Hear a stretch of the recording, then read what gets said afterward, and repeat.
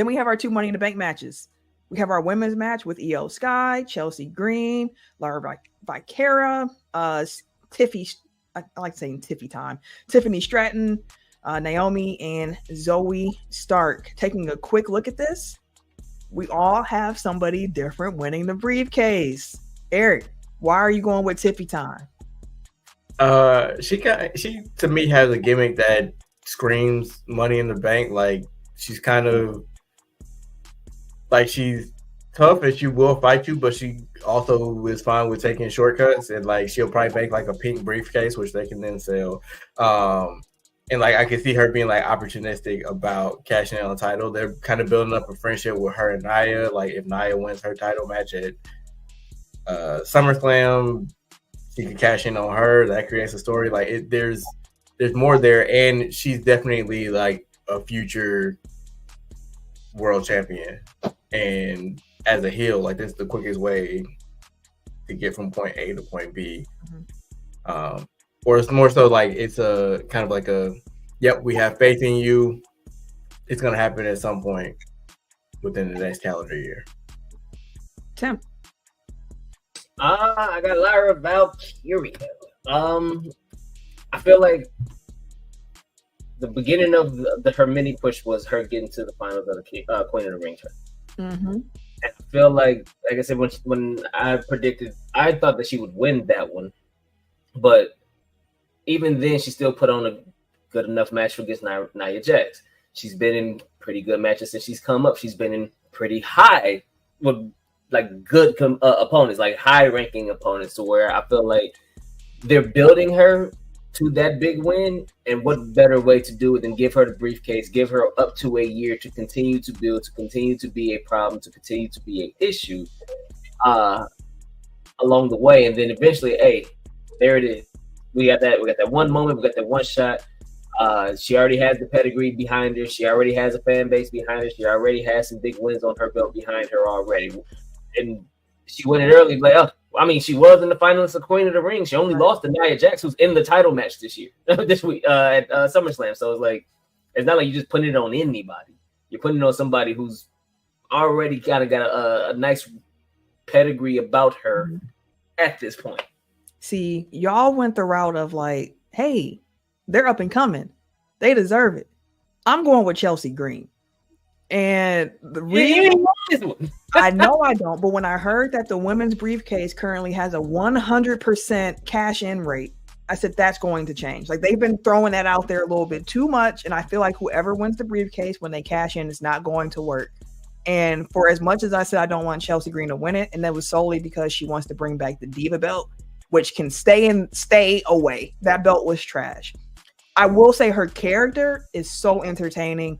She has been hilarious, and I think that she could be a nice like comedy with the belt or with the briefcase. So I'm going with Chelsea Green. Ken is going with Io Sky. So again, a match where, Money in the Bank, we all got different people who we think is going to leave with that briefcase. When it comes to the men's side, there's a little bit more consensus, but not as much. Still, at some other matches, Ken had Chad Gable. Tim, I know you're also going Chad Gable to win the men's match. And let me just rewind and also say who's in the match. Jey Uso, Carmelo Hayes, Andrade, Chad Gable, LA Knight, and Drew McIntyre. So, Tim, why are you going with Chad Gable? I've been putting my money on Chad for a couple of pay-per-views now. Yeah, that's true. Yet. So I'm hoping he cashes in with Money in the Bank. You know what I'm saying? No, the storyline that he's in right now with the Wyatt Six, it seemed like they've zeroed in on him. I feel like with him winning the Money in the Bank, it's just one of those kind of helps one helps the other kind of thing. Chad winning the Money in the Bank would be, okay, you haven't won the belts. We haven't given you the titles, but having the Money in the Bank briefcase and the men already have the losers, sure. He could be one of the ones that try to cash in and he loses it, but that helps his storyline with the Wyatt Six, help build them as well. I also feel like the way his character is, the heat that he's getting right now, because a lot of people really don't hate him now. Like he has big heat on him, which testament to him. The storyline he has involved with the Alpha Academy and Otis possibly leaving for the Creed brothers. Like there's so many different branches that he has right now with his story, to where having the briefcase, and I feel like the briefcase adds to a story. Will help not only just his, but anybody that is involved with him. Plus, again, I feel like it's a here you go, bro. Like, you've been doing work, we'll reward you. You ain't even a belt, but we'll reward you with something that's pretty, not necessarily close, but close enough to where it's believable that, okay, Chad could cash in. But I don't know how many people would actually believe that he would win it, though. But he's opportunistic and he's a heel enough to where, like, he might be able to slide in there. See, you mentioned the storyline with the Wyatt Six, and that's why I do not think he's going to win it. They are not going to let that man win that briefcase. They have too much ill will against him. I feel like they're going to pop out in that match. What do to him? Them, like, bro, they've been on his ass. And they're going to stay on it. They're going to stay on it. He ain't winning that briefcase. I think it's going to be, I think there's going to be a moment where it looks like it's going to be all Chad Gable and the lights go out or something and someone pop up. And next thing you know, he'll have another bullet hole in his head. Eric, who you got? Like, kind of to your point about like the briefcase being used as a storyline. I think this may, like, originally I was gonna say Jey Uso just because I feel like they want to kind of stamp him and like kind of reward because he is over like Rover, like he is. I mean, it's all entrance, but like it's fun as hell, and like people are gravitating towards it. Like opening Raw yesterday with him like in the concourse and like people going crazy, and then coming out into the stadium and everybody going crazy, and like him in the crowd. I mean, him in the ring, people still going like it's a sustained like for 6-7 minutes of Raw, just him entering like that. To me, it's kind of like okay, he's a top guy for sure. But the more that I thought about it, like this may be like the final twist of the knife in the CM Punk Drew McIntyre story, where it's like Drew McIntyre was very declarative after, punching his ticket on Monday. Like, I said I was gonna win this match and I did, and now let me tell you, I'm gonna walk out of Money in the Bank World Champion, which to me makes me think he wins the briefcase, Seth wins the title, he comes back to cash in, CM Punk fucks him over at that point, and then that's how we get to SummerSlam. Like I like that to me, like that again. I know I'm fancy booking, but like that's like where my mind is going with that storyline. Like because like WWE tells you where they're going before they get there. So as long as you just like kind of reading the tea leaves, like you can kind of map out the route that we're going.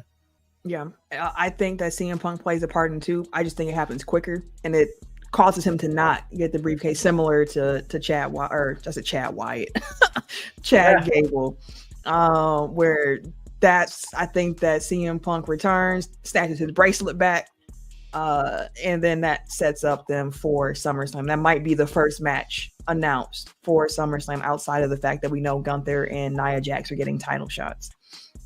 I'm going with LA Knight to win it. I wanted to say Carmelo Hayes because I feel like Lil Bow Wow been out here just taking his lumps, but if you give him a year with the briefcase, you can kind of build him up and then he'll be ready to cash it in. So that was I think so, but I'm going LA Knight because I feel like he was somebody who was super hot.